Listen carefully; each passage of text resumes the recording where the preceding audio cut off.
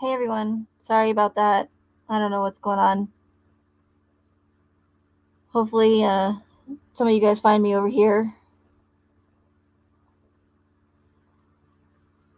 Had to resort to good old Streamlab or StreamYards. See Streamlabs, StreamYards, Stream. Hey, Into the Woods. Hey, you found me. Good. You're the first one. Except unfortunately, I don't have any prizes for you.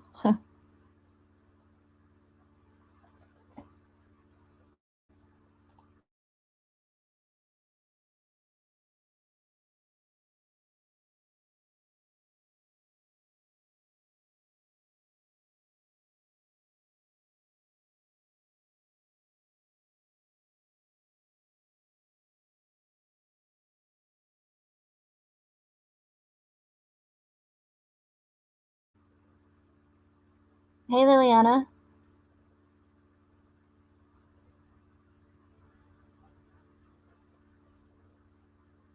Okay, so I'm trying to pull up something here because I do want to discuss something. I wasn't going to talk about it because I was on my phone and I can't screen share. But now that I'm on my computer, I can screen share and I can show you guys this because it's rather interesting to say the least. So we'll wait for a couple more people to get in here.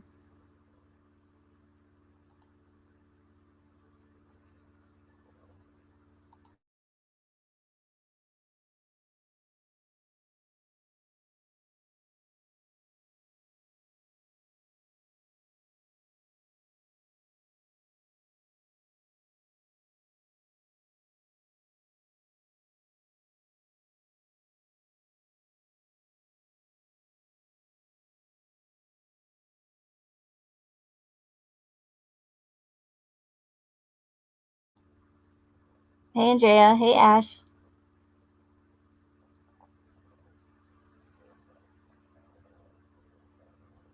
I could give free rooster eggs as prizes, except for roosters don't lay eggs, Liliana.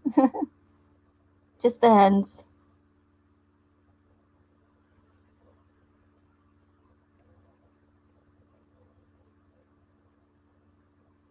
It's cute. My little bantam hen.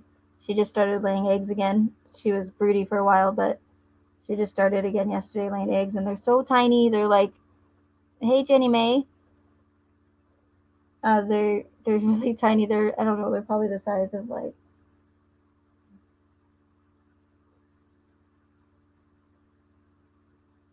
those Easter egg gumballs, like the bigger ones. Well, like maybe like three, no, like two of those. But they're really really tiny. So when we put them in the regular egg cartons, they rattle around because they're so tiny. It's funny though. Little mini omelets.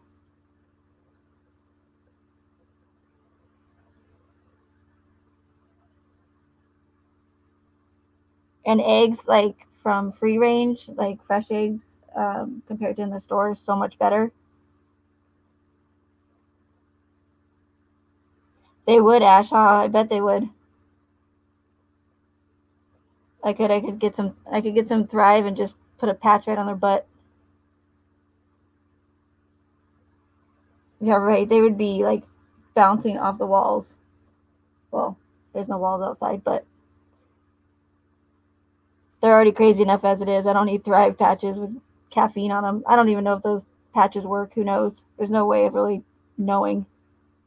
Like, is it really even enough to do anything on that tiny little patch? Hey, weirdo. Thanks for coming.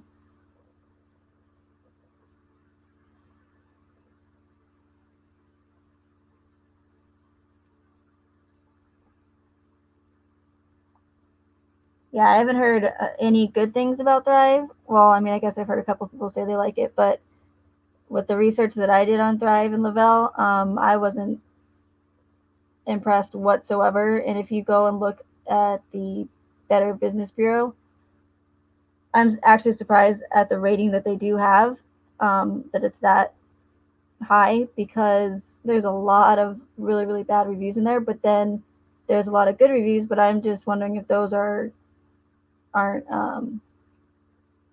Thrive promoters or people that work for Le-vel making all those reviews. I wouldn't doubt it. So they're not a company. Like, if you go to their website, for me, if I was going to try a product, I would want the company to be as transparent as possible. But when you go to Le-vel's website, I mean, there's hardly anything on it except for the products and a couple videos like about the products, and they don't even explain that much. It's just a promotional uh, video showing people drinking their pills and putting their thigh patch on. Um, when you try to get the information as far as like the products on the actual, or I mean the ingredients on the actual product itself, you have to click on it, a PDF, link, and then you have to PDF link, and then it has to download it. Like, why do I have to download every single time just to view the ingredients on the product? Like, that's annoying to me. I'm like, I already got enough shit to do, let alone keep downloading every time I want to view what's in their product. Um, and not only that, but sometimes when you download it, the PDF image, it will, or the not the PDF image, but the um, but IMG image, I don't know, whatever it's called. Um, the last part of the ingredients. So pretty much it's just a picture of what it says on the back of the ingredients. I mean, on the back of the product. So there was a couple where there was still some more ingredients like at the bottom, but it was cut off. I'm like, why would you take a picture of the ingredients label, but then cut off the bottom? And what's funny, it's the ingredients where it shows the allergies, like nut allergies and stuff.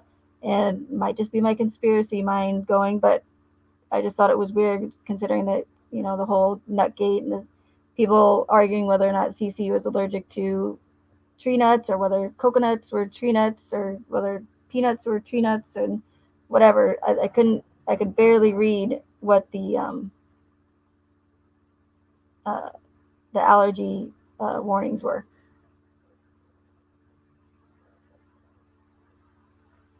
But I did finally find one, and it showed that there's a few of the products that have, especially I think it's the lemon meringue Thrive bars that have the coconut in it.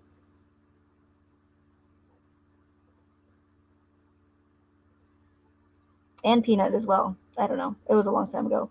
But either way, they're not transparent whatsoever. And again, if I'm going to slap these patches and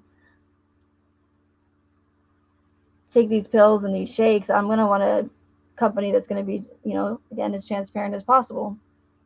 Like, where are their farms that they're getting all these products from? Who are their nutritionists or who are their scientists that are testing these products that they're making?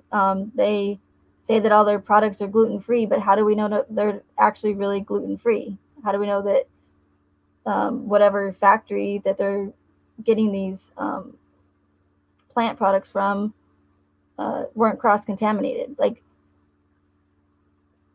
to me, that's not transparent at all. It just says, take our product and it works really good, and here, sign up to be a promoter. Like, that to me is scary. So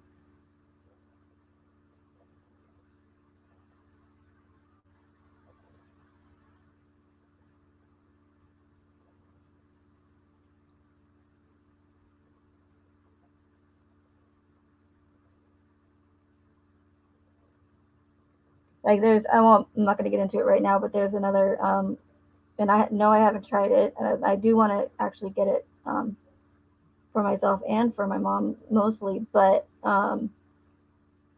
there's a company out there that's all plant based, and they actually have videos on YouTube. They show, like, they go around and do a whole tour of their factory, meet their scientists, their nutritionists, show where they're getting the product from, the whole background story behind where the company came from.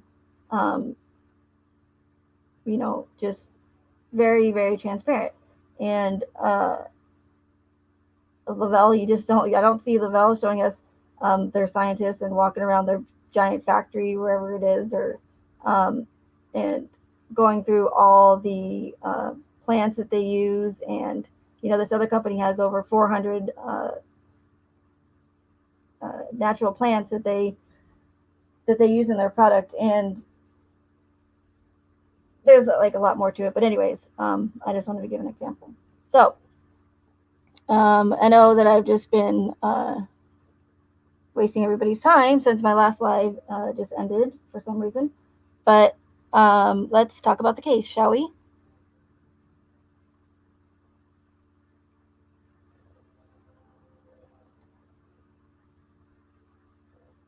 So I posted a video a while back about, and I know that some of you are kind of new to my channel, but if you haven't followed me for a while, you guys know that I always talk about the breadcrumbs. I know it's like, okay, Megan, we get it, but it's really, really, really important to my theory and to what's going on in this case. And so I can't, just the more I bring it up is the better, so that you guys understand and really see what's going on. Um, so I'm still continuing to find these breadcrumbs and these clues, because that's how they communicate, these people that um, orchestrate these events. They love their symbolism. They love their numerology. They love um, to communicate to those who they're in the know, so they'll know what's going on, and know that they're the ones that are behind it. They also do it, in my opinion, to mock us. They do it, as another theory, to um, they essentially tell us what they're going to do in the future, um, because they believe in karma. So if they believe if they tell us what they're going to do next, and we're too stupid to realize it, even though we would have no way of ever knowing until after the fact. If we're too stupid to realize it, then that's our own fault. But now they don't have any bad karma on their hands.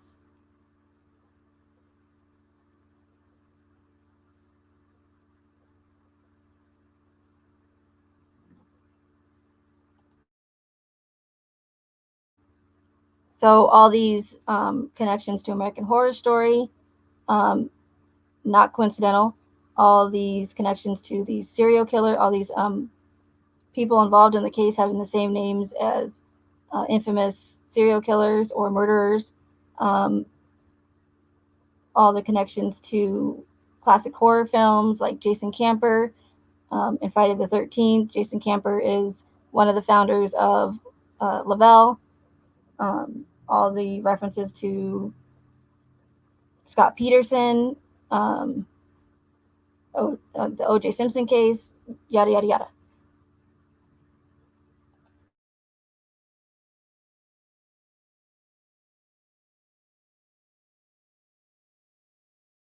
So the video that I mentioned just a little bit ago, I want to talk about again because it's pretty crazy to say the least. This goes down like way down the rabbit hole. So, but I did make a video on it. I did take it down for certain reasons, but I will show you some screenshots of it. But I do want to talk about it as well. And I will try to focus on the chat. I don't want to make this like too long because I do want to go to DLive, because that way I'm not censored as much and I can just pretty much talk about whatever. So, but I do like to do these live streams for those of you who are not on DLive. But if you can, please go over there and follow me, and I'll maybe if Shan's still here, she can put my DLive link in the chat for me.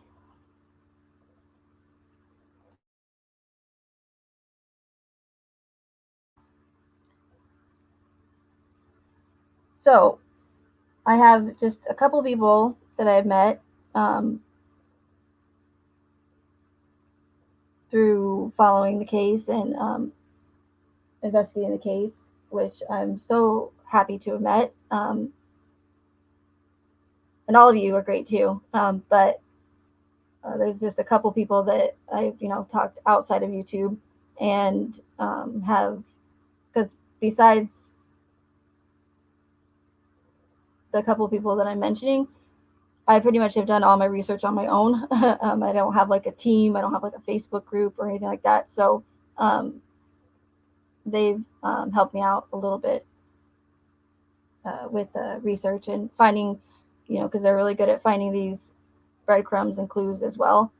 Um, being that they can, think outside the box. So uh, one of them, she's super, super smart, and she just kind of wants to stay anonymous so that she knows who she is. But she's always thought that Graham Coder's name was weird, okay? Because we know there's a lot of weird names in here. And not to mention all the connections with American Horror Story and the same names, people involved in the case and the characters in American Horror Story, same names. She always thought that Graham Coder's name was super weird. And being that they like their codes, as I mentioned earlier, and, symbolism, she thought that coder could mean, like Graham Coder coding, which somehow or another led her to thinking about them using anagrams. Um, so one day she randomly searched and put Okradana in Google, and which is an anagram for Anadarko. So it's just backwards. Now, it's so crazy because when she did it, she found it mentioned, Okradana was mentioned in a book by an author named Frank Stevenson, or Stephenson. Can't ever know if it's Stephen or Stephen. But which I'm going to show you right now. And if you guys know about this already, I'm sorry, but I do want to go over it again for you know, viewers that haven't seen it before or subs that haven't seen it.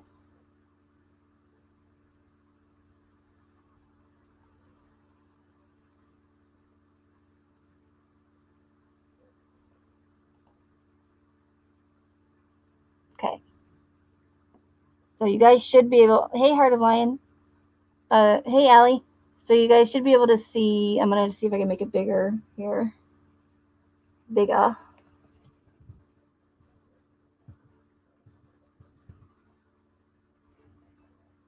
Whoa. Okay. Oh my God. Slow down. Slow down. Like super big now. Okay. Okay. So when my friend put in Okradana, which is the acronym for Anadarko, as I said, she found it mentioned in this book called, okay, now, I said before it was Bogota, and I got corrected several times that it's Bogota, not Bogota, even though I like Bogota better, but I want to say it correctly. So it's Bogota backscatter, and I'm going to have to make that smaller again.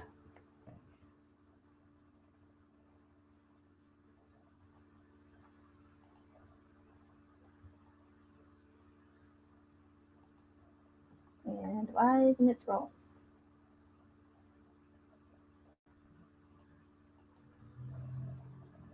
Okay, I'm just trying to get the synopsis here for you guys. I don't know why that part's coming up.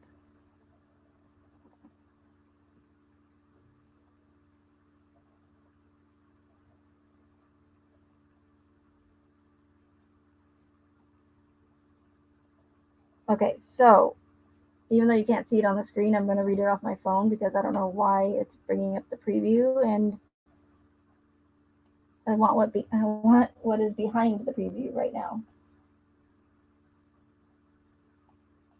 Okay, so the synopsis is Okay, see, I just said it again. Bogota Backscatter is a sequel to the first work of historic fiction entitled An Unlikely Journey, and like the first novel, depicts one man's struggle with the U.S. government's hidden agendas and the ongoing struggle within himself to find his place in life. Fred Sager, a PhD geologist, remember that? Geologist, assigned to the Hawaiian volcano, remember that? Observatory, travels to Bogota to assist the local scientists' interpretation of the horrendous January 1999 earthquakes. In no time, he also finds himself attracted to a Chinese lady, also a geologist, and also there on temporary assignment. Remember that. I just actually noticed that right now reading that again. That's funny. But is she really there to help her geology brethren, or does she lead a dual life? The following is a brief excerpt from the book. Okay, so just in the synopsis itself, we have the U.S. government's hidden agendas, and we know, if you guys follow me, that um, I'm always talking about the government's hidden agendas here, and that they're not always there to help us. And I probably shouldn't say this on a live stream on YouTube, but I just said it anyway. So, oh well.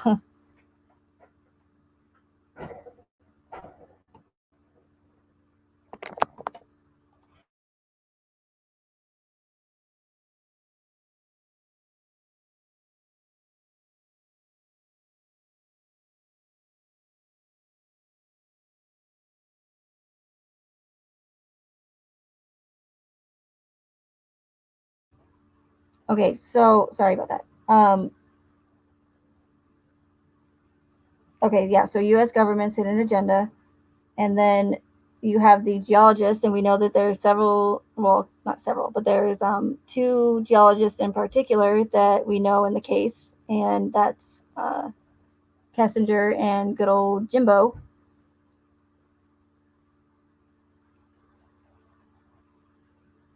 So it says Fred Sager, PhD geologist assigned to Hawaiian Volcano Observatory. Now, volcano, we know that Chris Googled volcanoes, two different types of volcanoes, twice that they showed in his search history. And I always tell you guys that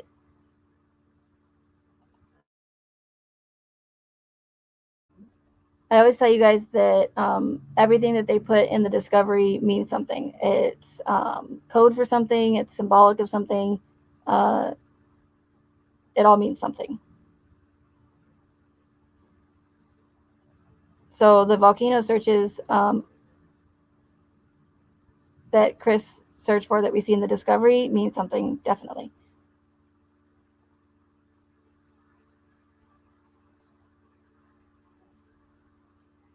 Okay, so then it finds himself attracted to a Chinese lady, which obviously we know there's no Chinese lady, but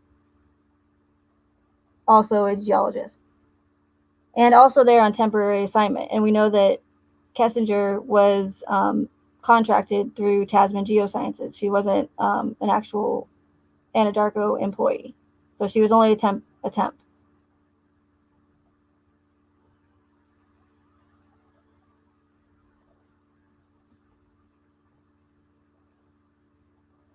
Okay, so let me. And this is so this I haven't even I plan to read all three of these books by him, and I haven't had a chance to read them yet. But just in the preview itself, there's so many connections to the case.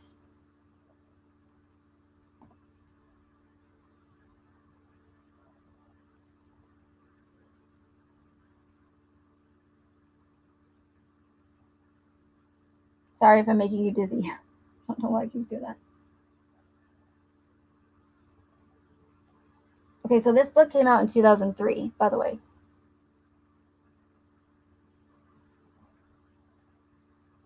And then the part that you guys can see on the screen is rather telling. It says, this novel is a work of historical fiction. It contains names of real people and historical events are described. The book also describes events and characters that are the products of the author's imagination Any resemblance of such non-historical persons or events to actual ones is purely coincidental. Okay? But I'll get into that.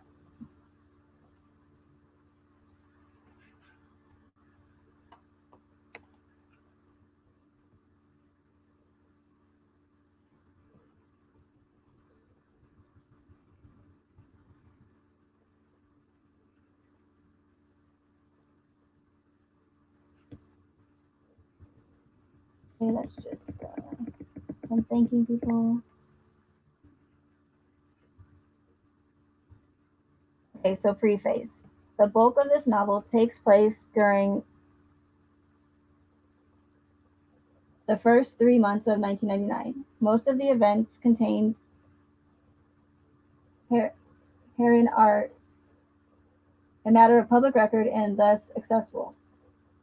Nevertheless, the sources and other references used is wow. I should have looked this word up. Is the H silent, guys? Is that like an heiress? Let's look it up real quick.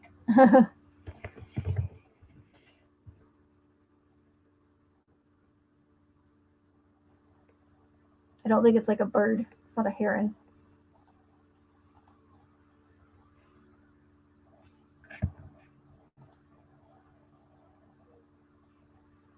Oh, I guess it is heron. Okay, interesting. Heron. Okay. See, we learn as we go together. Learn something new every day. Okay. Okay. Used herein are listed at the end for the reader's convenience.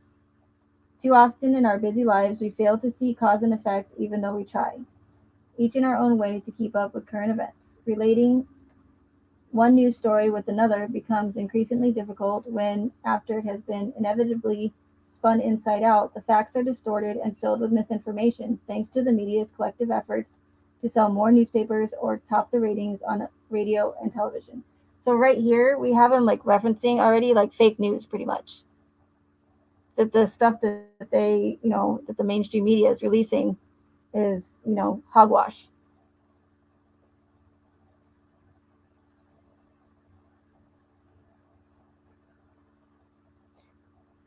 Yeah, Ash, that is crazy. I know.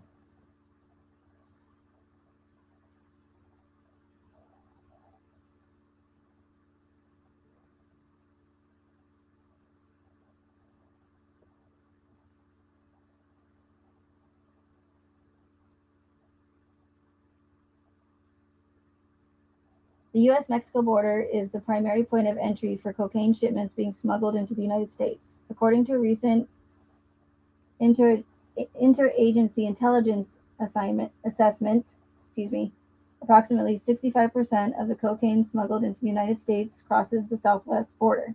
Cocaine is readily available in nearly all the major cities in the United States. Organized crime groups operating in Colombia control the worldwide supply of cocaine. These organizations use a sophisticated infrastructure to move cocaine by land, sea, and air into the United States.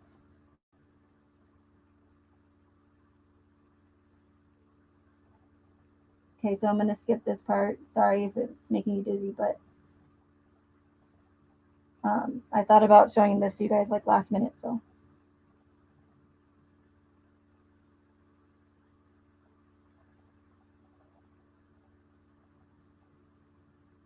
okay, so here it says that, and this is just the preview of the book. So, the large oil companies' ties to the White House are legendary, if not infamous, and seem to be independent of political party. For example, take Vice President Gore's ownership of $250,000 in Occidental stock. Occidental, keep that in mind. Then there's the $20,000 in income Gore receives each year from Occidental as payment for mining rights to Tennessee property that has never been and is not likely to ever be drilled.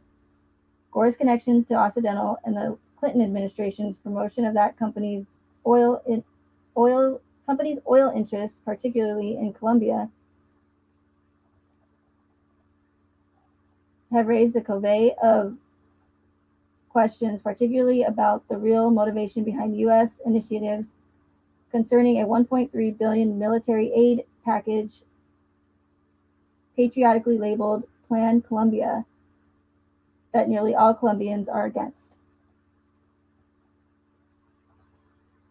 So it's weird that he calls this a historical fiction, I guess. I don't know, I've never even heard that. But so the author uses, obviously real life people, the Clintons, Gore, Occidental. But for some reason in this book, and again, I haven't read the whole thing yet, but just from the preview, the only thing he uses as fictional is Anadarko, which is Okradana used as an acronym. So I just found that odd.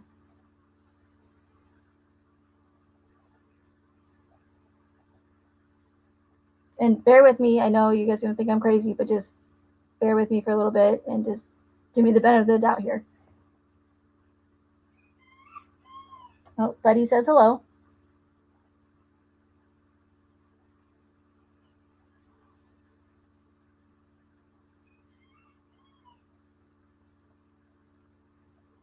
Okay, so it keeps referencing Occidental, and then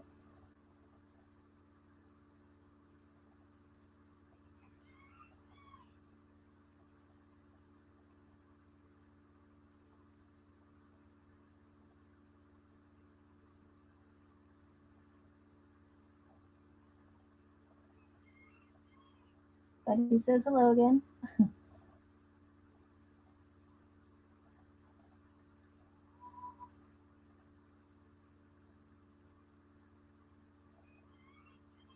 Oh, gosh. Okay, so while I'm looking, I'm going to try and do this at the same time, but I can't multitask normally.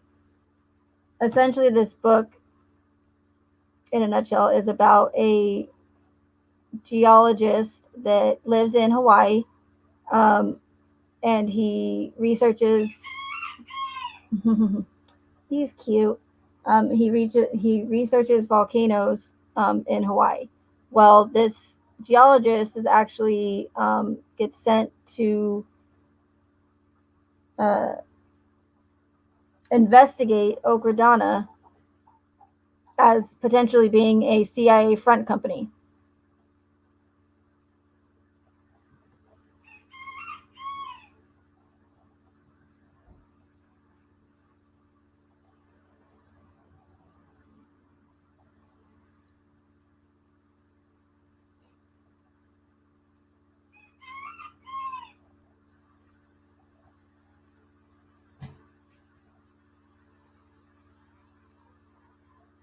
Okay, so let me see. Right, just give me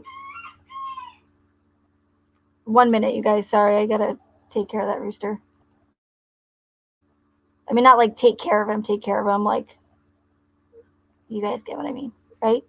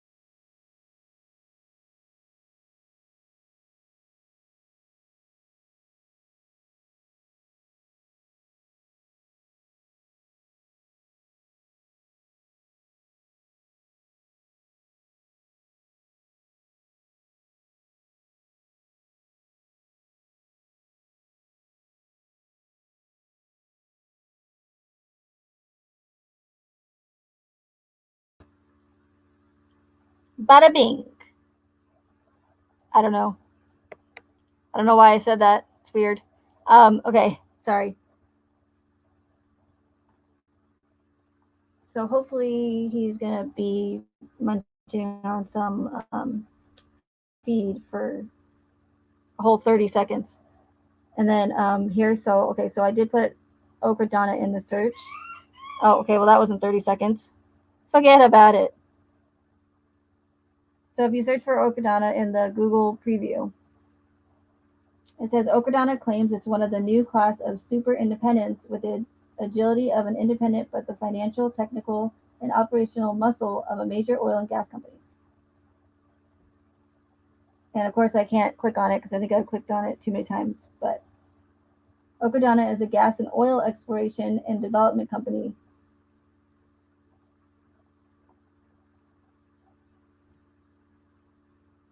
Most of the people that work for Okradana are not CIA employees, they're on Okradana's payroll.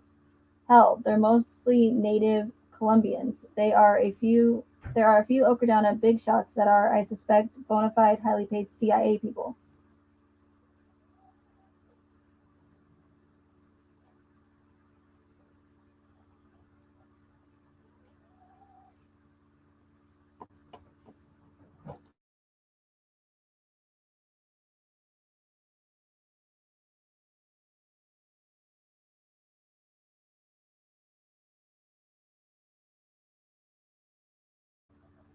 It says perhaps she was brainwashed into believing that she too was acting in the interest of national security. But why would DEA agents swipe Okradana's geologic drilling data? To sell to another government?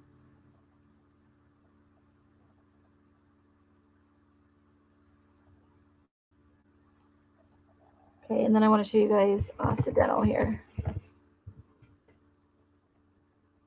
If it shows me, I didn't realize that it wasn't going to let me get back to the full preview.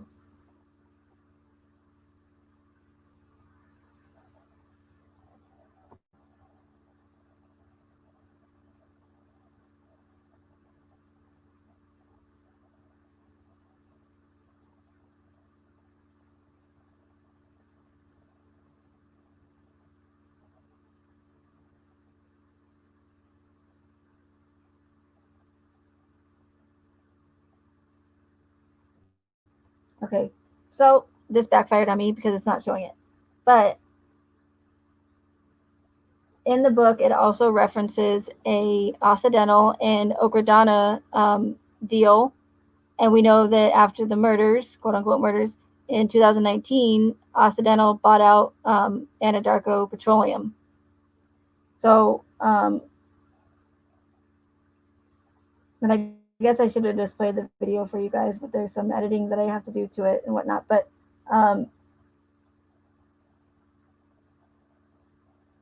so, what are the odds that there's the two geologists, say that 5 times fast. You have the volcano research, and Chris also researching volcanoes on Google, because, like, again, everything they show us means something in that discovery, you guys. Then you have the in the book referencing the Occidental and Okradana deal, and you have the author right from the get go talk about how fake stream MSM mainstream media and putting out false news.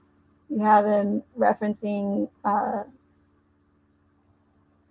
the U.S. government being corrupt, and you have this geologist character in the book going to investigate Anadarko Okradana, of being a CIA front company. Now, I know you guys are still going to think I'm crazy, but I'm going to show you something else. I'm going to show you why this is not coincidental.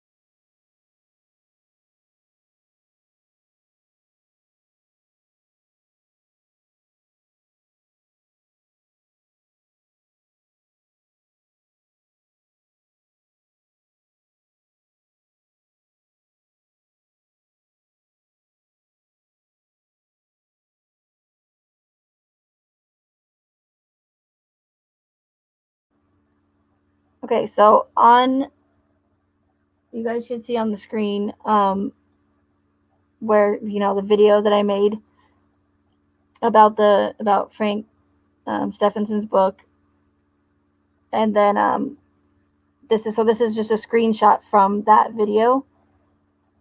Randomly one day I was yeah, Jen Madison, exactly.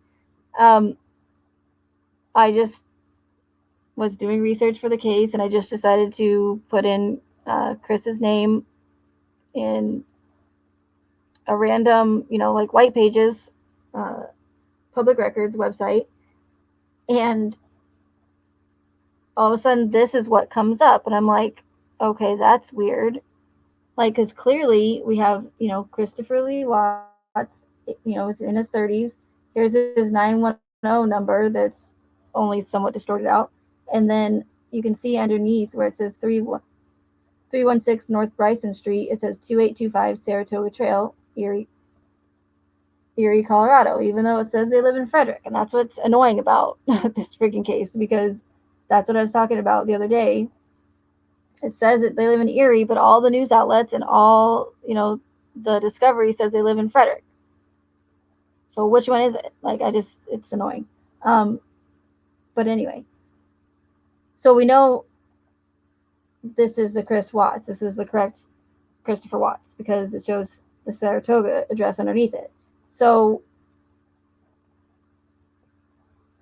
I'm like, okay, well, he's supposed to be in prison. So why is White Pages showing that Chris Watts lives in at 316 North Bryson Street, Bogota, Texas? Hey, Fox, welcome back.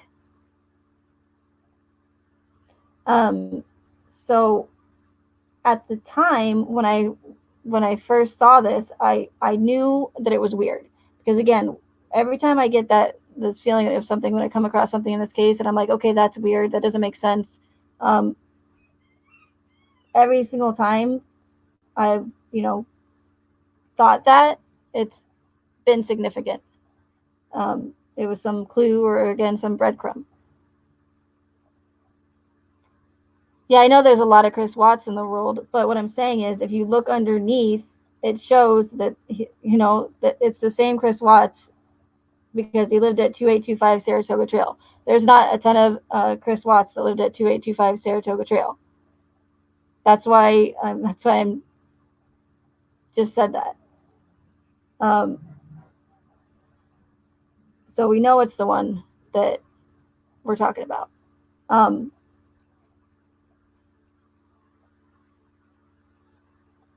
so at the time when I found this, I'm like, okay, that's really weird. Like, I know that the public websites, they're not always accurate.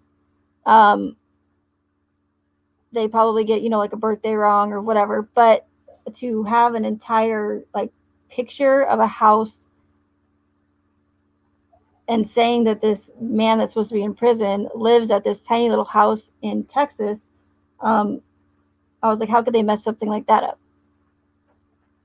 So, at the time I was like, okay, whatever, it's odd. I don't know, I can't explain it, but I knew that it was strange. Um,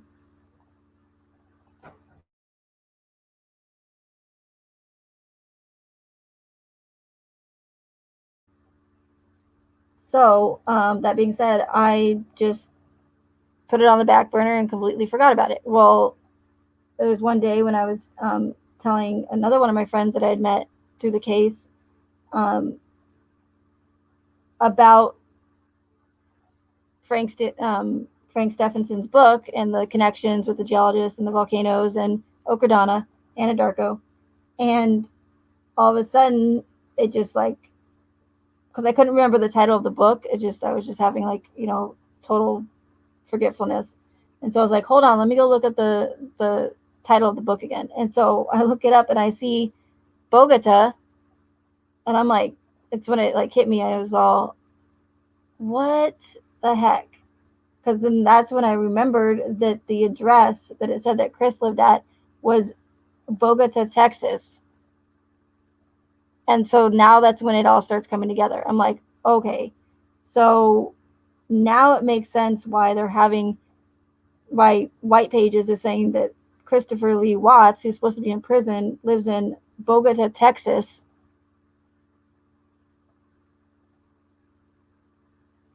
Because at the time, again, it didn't make sense. But then when I remembered that because like I said, everything in this case means something. Everything's connected. They want us to find these little breadcrumbs because they think they're all clever.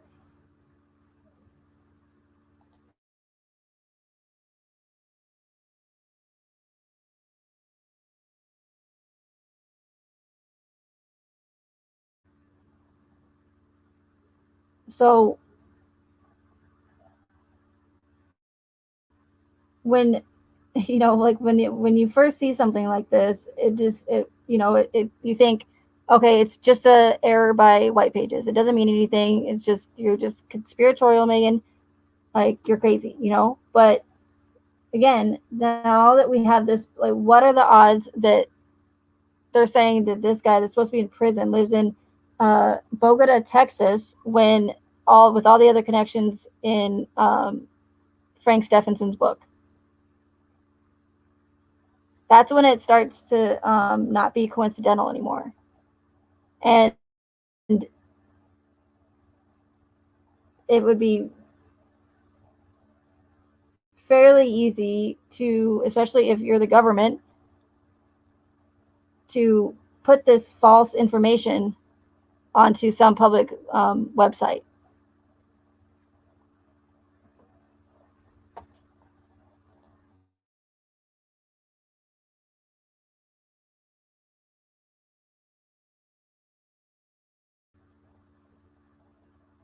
And some of you might say this is stretching, but they do like their coding and their anagrams and their flipping of numbers and their numerology. So if you look at the address, it says 316.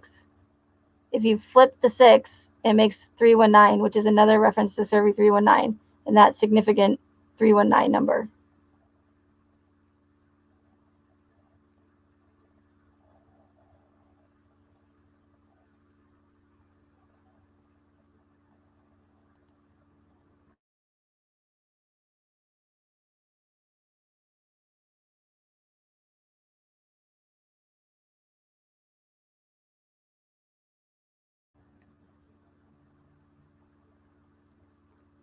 Now this is one of like the of the bigger ones, but not the most obvious ones. Like, it's kind of crazy because I think about it and I'm like, well, not everybody is gonna, go down deep down these rabbit holes like, like I have, or, um, a couple other people have. But so it's like, why would they do that? Why, if only selected few people are going to notice a connection like this, and what is the point of it? That I don't know, but I do know that it was put there on purpose and it's not a coincidence. And that's why I'm trying to show you guys all these connections that no longer make them coincidental when you're going on like in multiples. And so far, other creators and other people they've just been throwing out, not that any other theory is wild and crazy, but at least I'm giving some sort of explanation to my wild and crazy theory.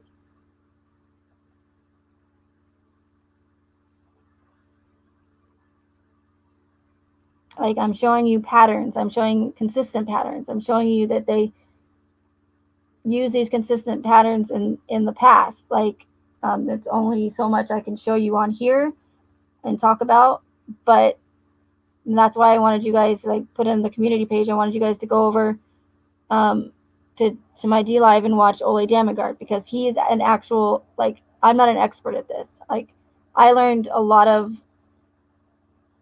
what I'm telling you guys now from Ole Damagard, who is an expert on um, the double F word and PSYOPs.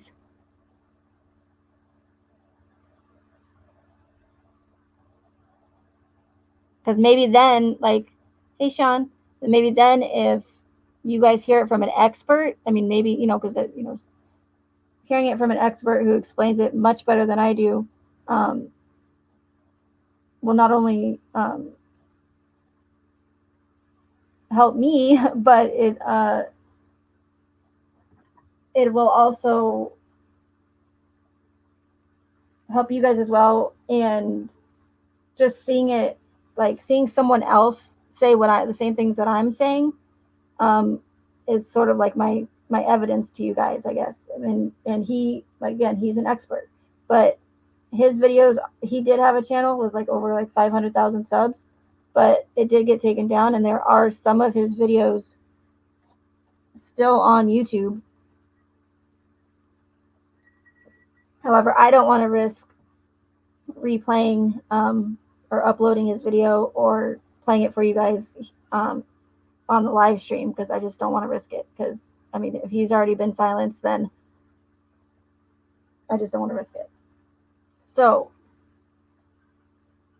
it's really important that you go and watch some of his work, and all of it's great, but the one that I uploaded on DLive was Ole Damengard. Ole Damengard, Terror, Are You Kidding Me? And he talks about, again, the patterns, how they use codes, how they communicate with one another, how they can pull off these kind of events, that seem too unbelievable to pull off, but their tricks and their tactics that they use, to do that. He talks about those, and now a lot of what he talks about are like terrorist attacks and much bigger, orchestrated events. But essentially, no matter how big or small these uh, events are, they still use the same itinerary, the same tactics, same characteristics. And if you know them and you learn them, just like I learned from him, and not only him, but just from doing research and other channel creators that talk about it. And but if you learn these characteristics like I did from him, you guys will be able to spot future events, um, in the future events in the future, just as I was able to with this case. Even though I had no idea that they orchestrated all these major, like, not all of them, but I just didn't know that they went to this area. Like, I thought it was always just big terrorist attacks and school shootings. So that's why I too was emotional about this case, and I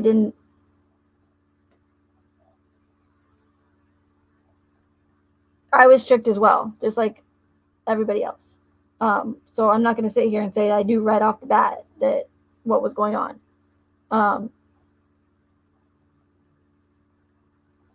But once I did start seeing those characteristics, that's when I stepped back and was like, well, wait a second. Something's not right here. Something's going on. Like, why is all this information being released? Why does this neighbor Nate's footage look too convenient, too staged? Like, why isn't Chris look like, why doesn't he have the demeanor of someone who just supposedly murdered his entire family? Why does he all look, calm, cool, and collective, loading the bodies of his family into his truck? Why is it so convenient that we can't see anything? Like, we're told that's what he's doing, but we can't physically see it for ourselves. Do you see how that psychological aspect of it comes into play there? Mainstream media and law enforcement tells us that he's loading the bodies of his family that he just murdered into his truck. So why would we question it otherwise, right? Most people wouldn't. Now, if you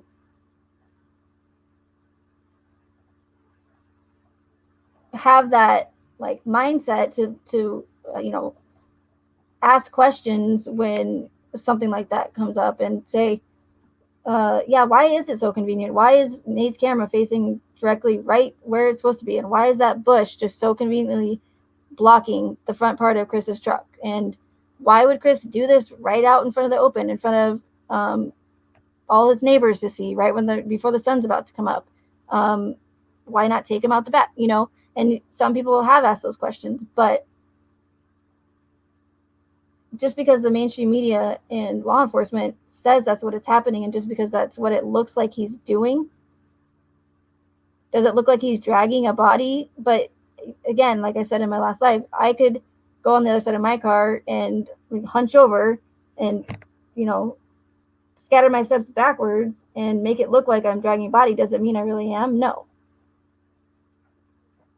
It's just all too convenient, you guys. So, hey, Charlene. Hey, Audie. Like and I know that I'm probably going to be repetitive in a lot of these live streams, but the ones that I do repeat a lot are the ones that are most important and the biggest red flags in this case. For instance, all the information being released, and not being released like this in any other case. Personal information not being redacted, the convenience of Nate's video camera, like I just mentioned, all the mistakes that Chris made. No one person makes that many mistakes. I'm sorry. It's just all too convenient. How convenient that he just happened to carry his family right out, in front of his house, and right knowing that his neighbor's cameras pointed right at him.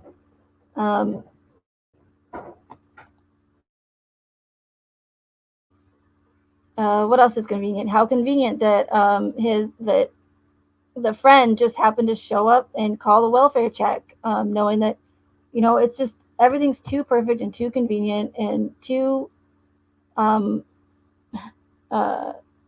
it's set up just like a story. If you were writing a book, writing a movie script.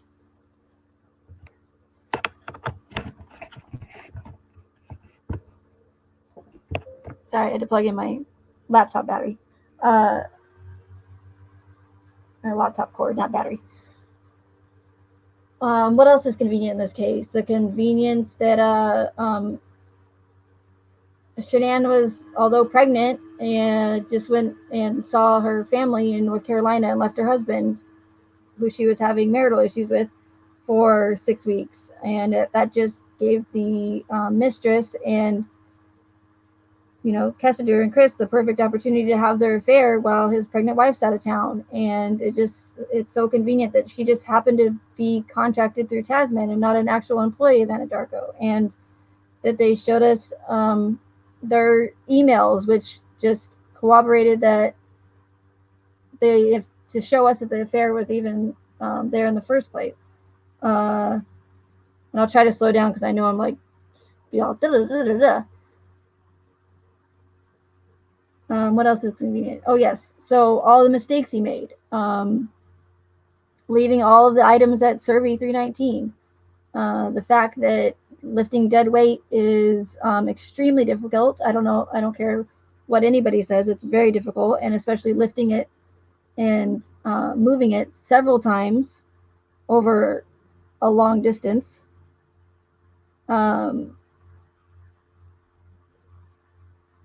So Survey 309, and how convenient that he took it to the bodies to his to an oil tank battery owned by the company that he works for. And see, that's the thing that I was thinking about earlier is, if Chris works for, we all know how powerful oil companies are, and the people that run them, and how much pull they have. So that being said, and if we're supposed to believe that Chris has a 140 IQ, do you really think that someone with a 140 IQ that has worked for an oil company for several years doesn't know how corrupt and how powerful the company that he works for is? Do you think that he's really going to risk taking his family's bodies that he just murdered to an oil tank battery leased out by the company he works for, a very, very powerful company? So even if he got away with that, you don't think that Anadarko is going to come after him for making them look bad?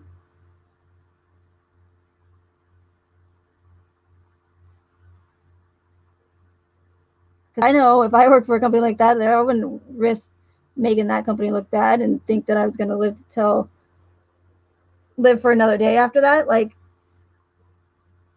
unless unless that oil company that he works for is in on the whole thing.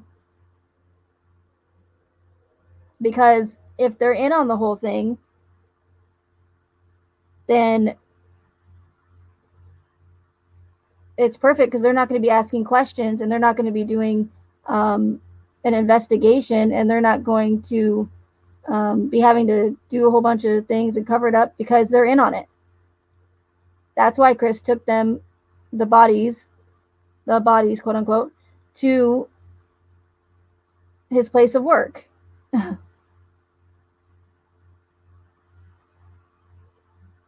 Because then, if the oil company's in on it, you're not going to have families trying to sue Anadarko for, you know, not having security cameras at Survey 319, or to have some sort of better security gates, or having the hatches locked up better. You're not going to have the families of the victims going after Anadarko if it's all orchestrated.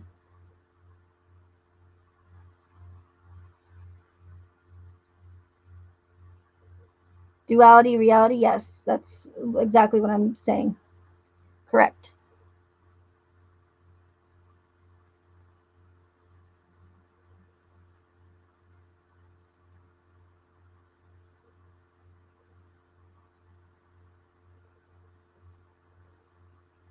Let's see what else is convenient in this case. Oh, the behavior of both families, the whole division thing, the pro Watts, the pro Rusex, pro Shanann, pro anti Shanann. I mean, it's the Rusex going into other channels and engaging in other channels and becoming moderators. It's to divide us. It's to they don't want us divided. They don't want us to think logically or work together. Because they just want us all fighting and at each other's throats all the time. And it's crazy that people are actually fighting and calling each other names and threatening people over families that they don't even know. They don't they have We have no idea what kind of people these two families are. Uh, all we know is what we've been told from the narrative and from how they've been acting. But we don't even know if that's real.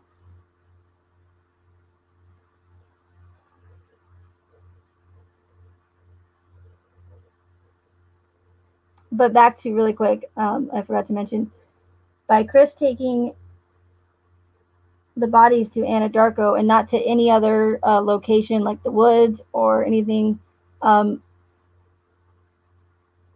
law enforcement and Anadarko has full control over how the investigation goes.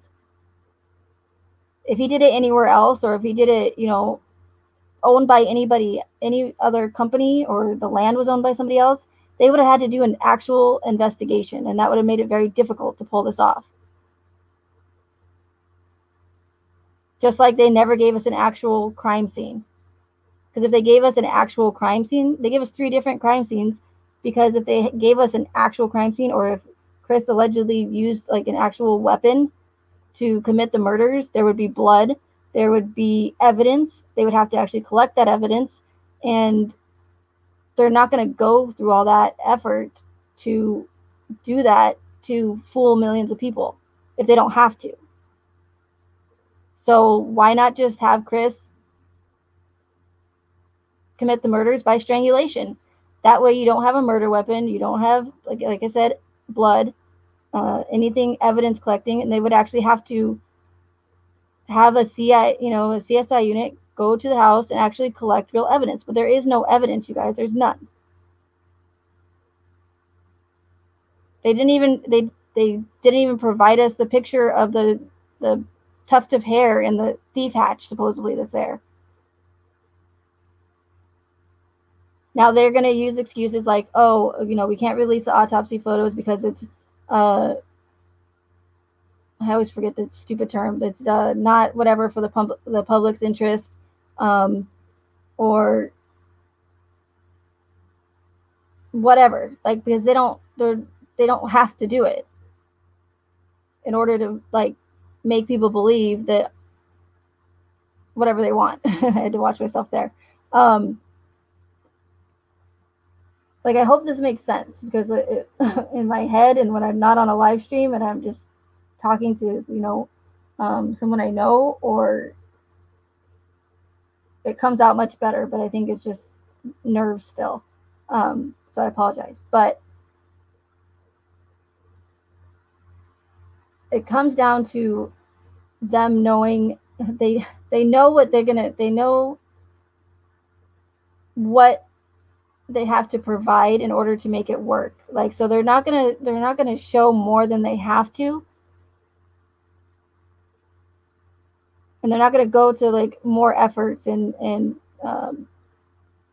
know do all that if they know that all they have to do is throw us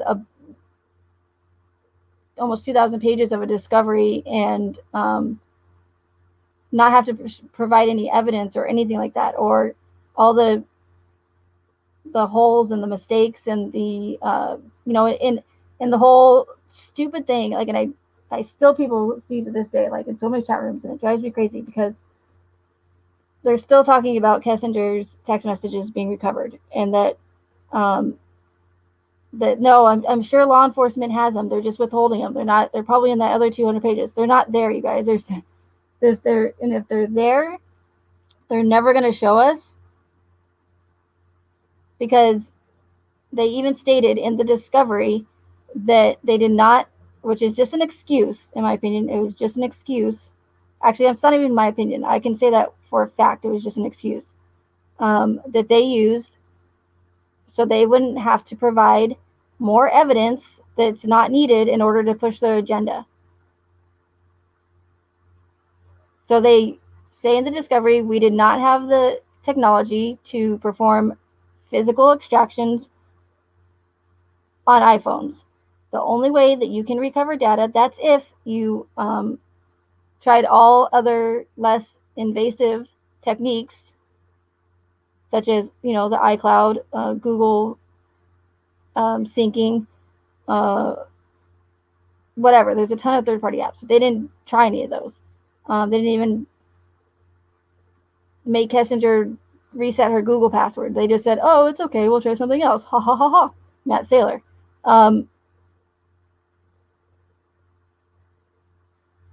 So if those fail again, which they didn't even try, the only way to recover deleted data, not deleted data, let me take that back, deleted text messages, because you can recover deleted internet searches, which I'll get into in just a minute.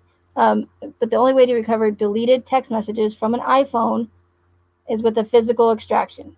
So if they didn't have the technology, if they're saying straight up in the discovery that they did not have the technology to perform physical extractions, then that right there tells you that they did not recover, based on the narrative, they did not recover any of Kessinger's deleted text messages.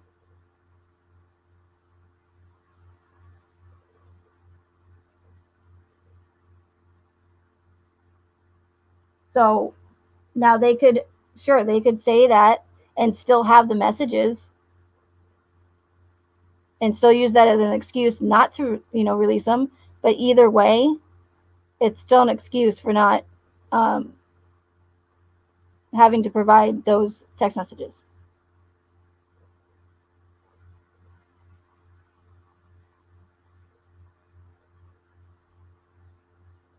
Hi, Lulu. So I get all, I go, hi, Lulu. I get all happy, and then I get all serious again when I start talking about the case. Now, the reason why we have the some of the deleted search histories from Kessinger is because when you delete a text message, it's never actually deleted. Okay, it goes into the unallocated space of your phone, or like I like to say, like the catacombs of your phone. So it's hidden from the owner of the phone, from the user, unless you know where to look and find it. Unless you're like tech nerd. Um, so it stays there until the phone needs to make room for new data. So if space is running out, it will override uh, the text messages to make room for new data and make space memory on the phone. So the fact that Kessinger only just deleted those text messages and she didn't wipe her whole phone, which a lot of people think that she used some sort of like bleach bit or something, she didn't.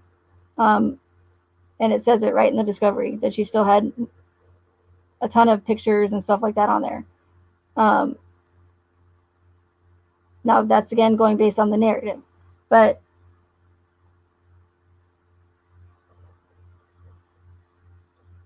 since she only deleted those text messages just a couple of days prior to going into law enforcement, they should still have been on the phone because she wouldn't have been able to use that much data or to override the one she just deleted. Because now if it was a couple months prior, then yeah, it's most likely that they probably were overwritten.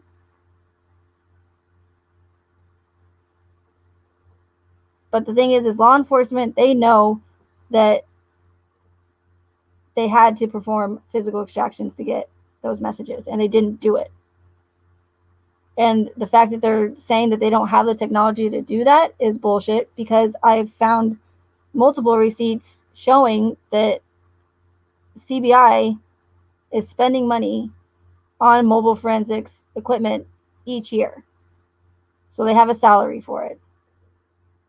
And when you're, allegedly dealing with 4 dead people, innocent people that lost their lives, and this is a high profile case, there's no excuse for that. You go and you find the device, or you get someone from a different police unit who is trained in mobile forensics and Celebrite and XRY software, and you have him get his little butt over there to CBI, and you have him extract those text messages from the phone. There's no excuse for it.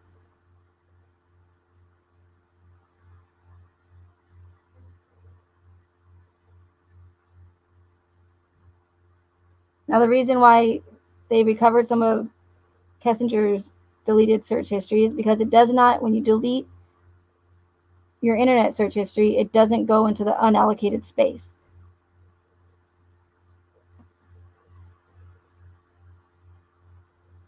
So that's why they were able to recover that kind of deleted data.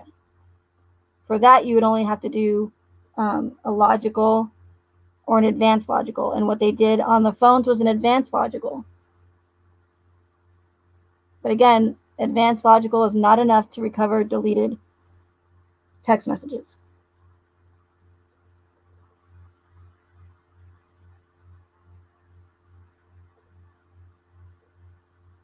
And again, everybody asks, why is this case so weird? Why does nothing add up? This isn't like, especially for those of you that have been in the true crime community for a long time, nothing makes sense. This is unlike any other uh, homicide case that I've seen or that we've seen, and just nothing adds up. And why is it such weird behavior from the victims or from the families? And why is there so many holes? Why is there so many inconsistencies? Why are there so many more questions than answers, even though we've had what seems like a ton of information released? Because that's how these things work. I've seen it before in other events. In a homicide case, no, but now I'm seeing them in these more recent homicide cases that have just, there's 2 or 3 of them that I'm already seeing these characteristics and these same signs, these same tactics that they use. and they all have multiple agendas, and they can come in all different sizes, from, you know, 9/11 to a homicide, case in a little town called Frederick.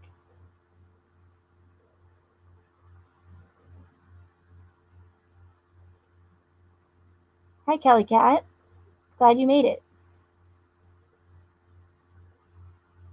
Like, so again, so the behavior from the Ruseks. Why do you think that the Ruseks are, out of, so many people in this true crime community? Why do you think that the Ruseks are so satisfied with work by law enforcement, when clearly you can see that there's a number of red flags, a number of holes, and a number of inconsistencies in this case? So why are they so adamant about law enforcement having, or doing such a fantastic job on the case? Because they don't have anything to fight for. They don't have anything to um, be mad about. They don't. That's they're there to push the agenda right along with everybody else that's a part of this. And I know that's hard to grasp, because yes, we saw Frank Rusek crying in the courtroom. We've seen them be emotional and play the victim card. I get that. And again, I know it's hard to grasp, but just because someone's crying in a courtroom, it doesn't make it real. And I know that might sound shitty, but again, I'm not going to sugarcoat this anymore. I can't. Like, I'm spending way too much time on this, and it's getting myself, and it's getting, you guys nowhere, by just playing, being respectful all the time. And of course, I want to be respectful, because I know that many people are affected by this case, but it's just not, it's, for what I'm trying to do, it's not going to get me anywhere. I'm here to show you guys the truth, show you what I've learned, and um, so that you guys are not victims to these events anymore.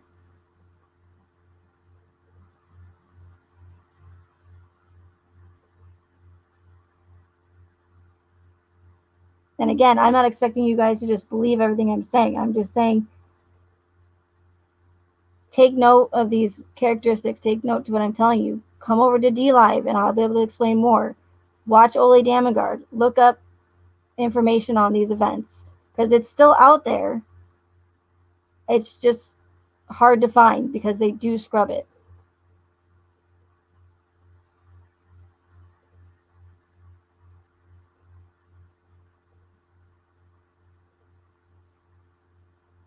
And again, I know that my theory is not what a lot of people want to hear, as far as, like, you know getting justice for the victims, and and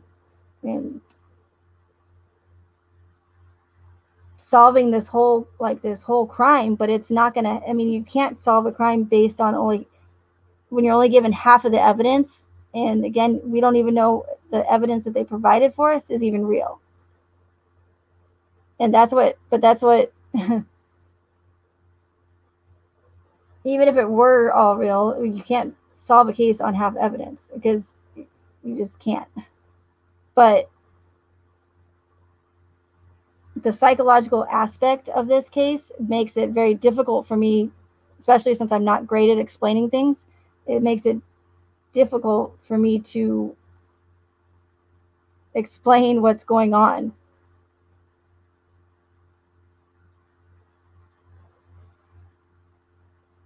And there's going to be a lot of people, and there's already been some that have already discredited my theory, and they just completely just shut me out, because they just don't want to go there. They don't want to even fathom that they might have been duped or lied to. They don't want to admit that they were made a fool.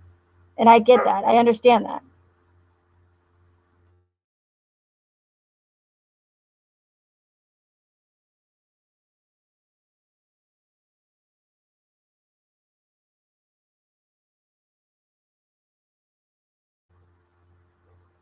Sorry, my dog's probably going to bark. Um, so I get that people don't want to go there, and that's, again, totally understandable.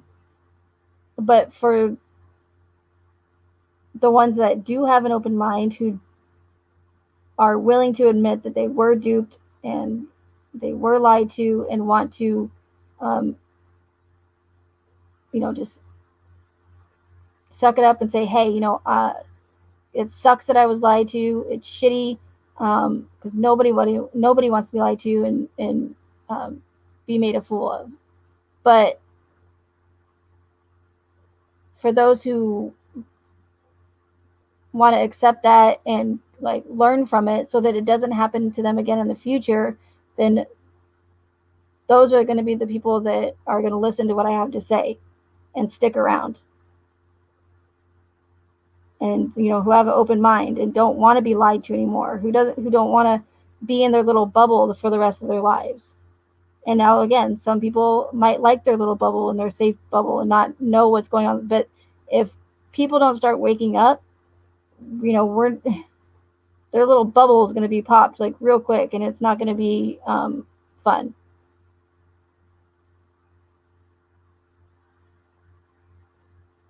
And although this case is like big and they're huge, and the amount that they went to the amount that they went to just orchestrate the whole thing, to put it together, to all the breadcrumbs, all the uh, connections. I have to say connections because I can't say the other words in American Horror Story. Just the extent that they go to is insane. But compared to other ones out there, and to one that's going on right now for months, this is tiny compared to that one.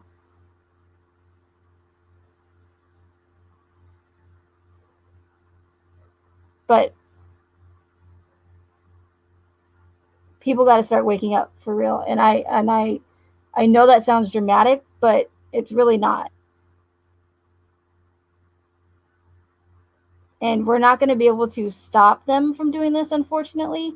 But at least if more and more people are aware of them, then maybe they'll have to, maybe they'll start slowing down, or maybe um,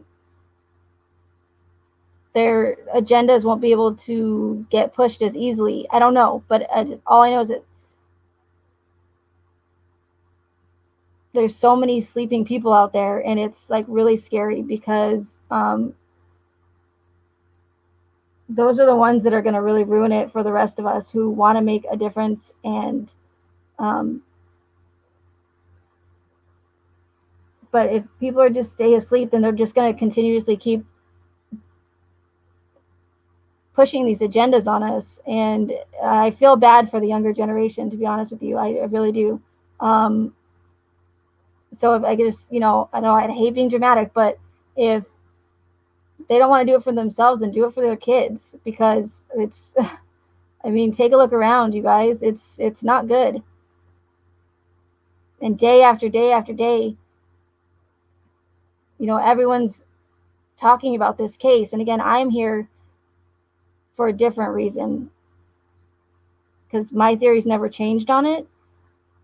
And I know what happened personally. I know what's going on. Do I have all the answers of how they did it, why they did it? No. But I do know what it was, if that makes sense. So, over 2 years now, and people are still, that's the fascinating part about these the psychological aspect of these events, because they know what draws people in, they know what's going to get people hooked, they and that's why they leave so many holes and gaps and inconsistencies as well. And people are trying day after day after day to try and solve the case and figure out what's going on and why nothing adds up. They do that on purpose to send us down rabbit holes. And they also do it because they don't have to provide us with all the information to push their agenda and to um, pull at heartstrings and get people emotionally involved, and so that we just react and we don't think logically, and we're scared. Now we're, now they've made women completely scared of their significant others and their husbands, because if somebody like Chris Watts can just all of a sudden one day, just murder his entire family, who nobody has anything bad to say about. If he can do that, then what's stopping it from your husband from doing it, or your significant other who's supposed to be there to protect you and your family from doing it? If someone like Chris Watts can do it, then it can happen to anyone, right? No, that's really not the case. This doesn't happen all the time. But they want you to believe that, and they want you to be scared. They want you to be scared of everybody but law enforcement and the government, because they want you to turn to them for help, for a solution to these murders, to these psychopathic killers. So problem, reaction, solution, like I talked about in one of my previous videos. The Hegelian dialectic. They create the problem. We then react to that problem. We don't think, we just react. We just say, oh my God, this is horrific. So we then turn to them for a solution, not ever knowing that they were the ones who actually created the problem in the first place. So problem, reaction, solution. And they do it all the time, and it works. And it's quite brilliant, actually. And they're not going to change up anything that they're doing as long as it keeps working. But I need you guys to, again, I know it's not easy, especially being invested in this case for 2 years. And I know people see those little girls, and they see Shanann being bright and bubbly, and she was just, lit up her room when she walked in, and I get that. But that's how they pull at our heartstrings. That's how, everyone, I've seen so many people say, oh my God, I feel like I know them, because they released all of her, social media. So you feel like you now know Shanann and the girls, to a sense. But they know that is what is going to pull people in emotionally, psychologically. And the more horrific the murders are, or the horrific the event is, the more emotional people are going to be about it, and distraught and upset, and and they know that.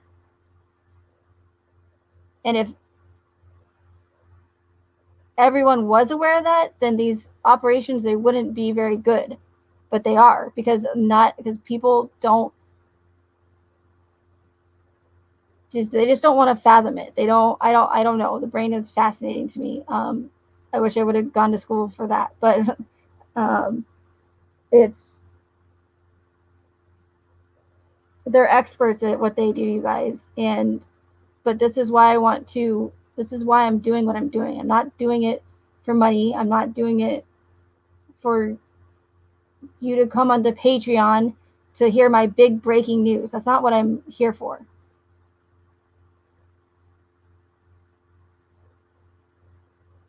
But if I can learn it, from other experts and other non-experts that are talking about these, and if you just remember what I'm saying, use what I'm saying for events, not just homicide cases, but any events, horrific events. And even small, like mainstream media, like news stories, like, just look out for these characteristics, because again, as long as they're working for them, they're not going to switch them up. But once you're aware of them and you learn them and you remember what I'm telling you, you're going to be able to spot them a lot easier. And at least, even though we can't stop them, at least you won't be, again, succumbed by all of it, and you won't spend, hours and hours, like, trying to solve a case that I can't say the last part, but you know what I mean. So even though I don't have like, on paper physical evidence, and I don't, nobody does for the most part. Like, and that's the thing too. I've said this before. They know that we're not going to be able to vet a lot of this information that they put out. It'd be impossible unless you were in the know or you're, physically a part of it. You're not going to know. So they know that. So although I can't provide you guys with like actual evidence, I mean, I can point you in the directions, like I said, of Ole Damgard. I can, and there's going to be other people that um, that I want to talk about as well. But at least I can give you what I know and provide you with the information that I know, that and what I learned, so that, like I said, that you guys are not victim to these operations.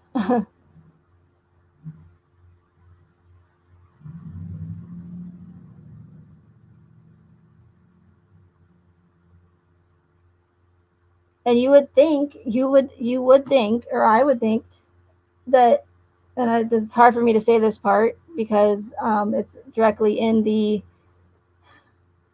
YouTube guidelines, but you would think that my theory would make people happy, but it actually makes it the complete opposite.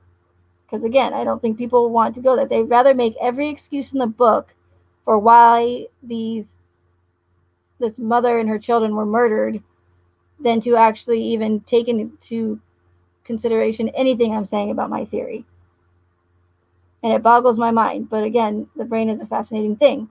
Um, but it also plays into the whole not wanting to go there, not wanting to admit that you've been duped. Um, but it is like, and I'm going to say this every live stream, it's so important to not believe everything you're told, especially these days. And yeah, it sucks because it sucks that you can't trust anybody anymore, but it just seems like everybody always has an agenda.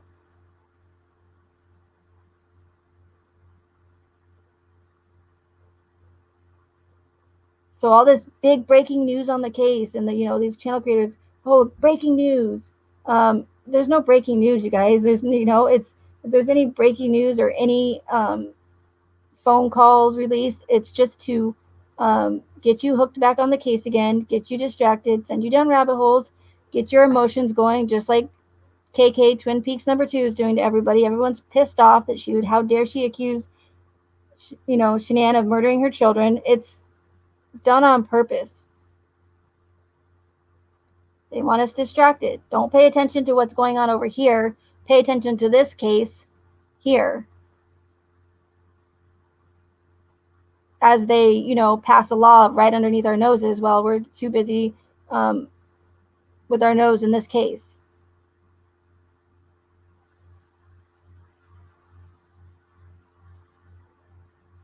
Yeah, Jen Madison, no, there's not going to be any upcoming arrests in this case. Of course, like I said, I say that, and they'll probably do that. But from what I've seen in past events, no, there's not going to be any arrests. Just like with a past event where the girlfriend who should have been investigated in this tragic event, she was never treated as a suspect and she disappeared off the face of the earth. Just like Kessinger. She's never going to come out and speak. She played her role. She played her part. She got everybody pissed off. She's the most hated woman in the world. She did a good job. Her part's done. She's not. She's not. She's never going to be. And I know that's not what you guys want to hear. That she's never going to be investigated. She's never going to. There's not going to be justice. And even if what they tell us in the narrative is truthful, based off the narrative, they didn't do what they needed to do to investigate her anyways.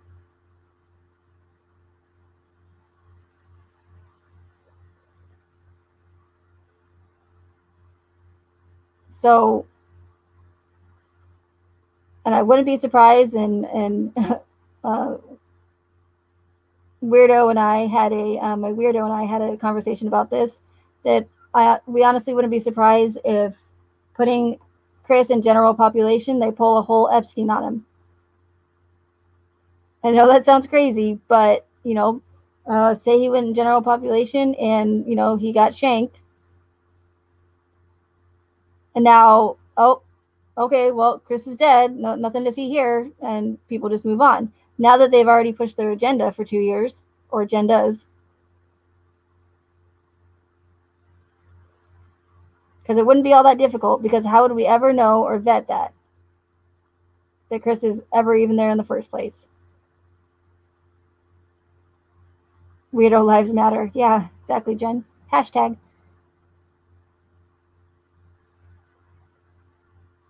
But day after day after day, I hear people say, why doesn't this case make sense? Why doesn't it add up?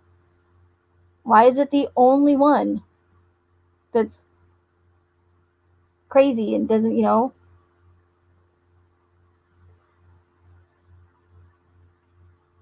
because they're pushing an agenda on you guys. Like, and y'all should be happy about my theory, honestly. Like, just knowing that I can't say it, but you guys know what I'm getting at. And does that necessarily make Shanann a bad person? I No, because I don't. There's reasons why people do things.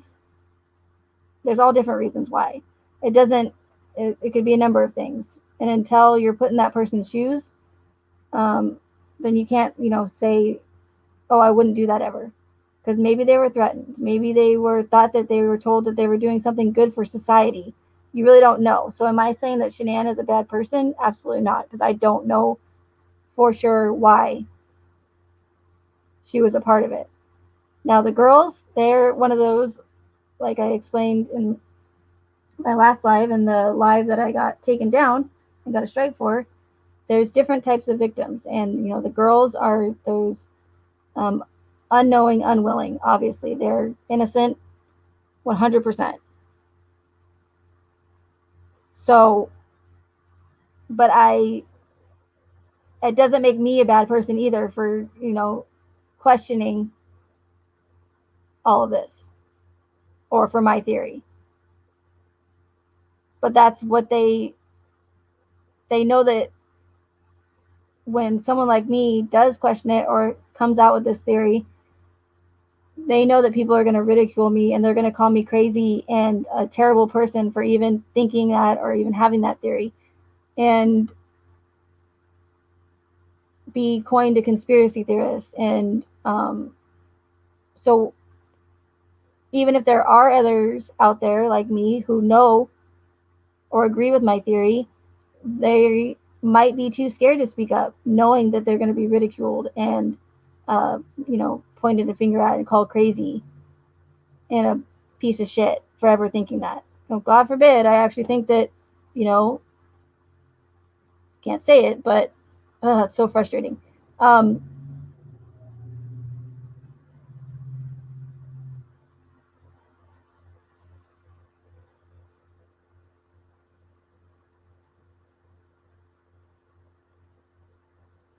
with that being said, I didn't want to stay on this long because I wanted to go over on D Live, but I don't know if I have time. But I would like to, because I would like to talk about something specific that Ole Damengard does talk about in his Terror, Are You Kidding Me? That's rather interesting, that has to do with the Watts case. So, but I can't talk about it on here, of course.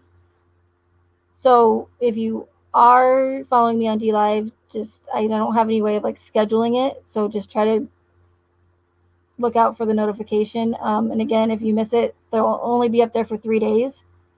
I think you have to have a certain amount of followers to have reruns to where they play longer over and over again than 3 days.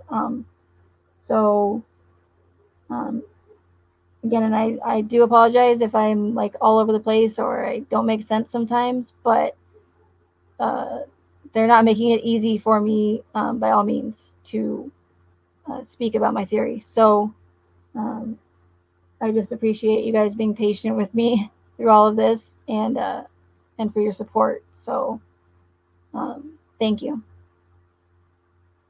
and I will talk to you guys later.